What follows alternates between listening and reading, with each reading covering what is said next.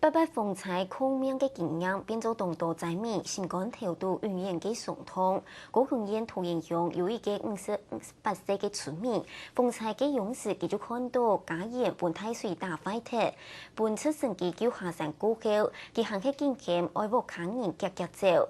经过精神科医生嘅治疗，也下情绪较稳定呢。医生讲，无论经过急救嘅时间，匆匆暗地真叫佢就有可能发生。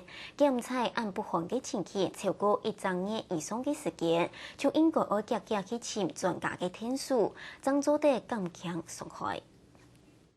虽然风灾已经告别5间客家，不过王先生听到白白风灾，系讲水灾了事，还是会惊。太恐怖了，那个水啊，一推有听到声音啊。他只要一跳水，他就会在做。王先生喺桃园乡布农厝嘅年手名，风灾嗰時，佢看到自家家人同財產做下本太水大劈，本次星期救落山了後，唔單止本來嘅癌症病情嗰個嚴重，情緒嘛亦唔穩定。那個躺在床上就會不自主，一直說水災來了，趕快逃命啊！一直叫他兒子說趕快啊，車子開了，趕快救自己的家人。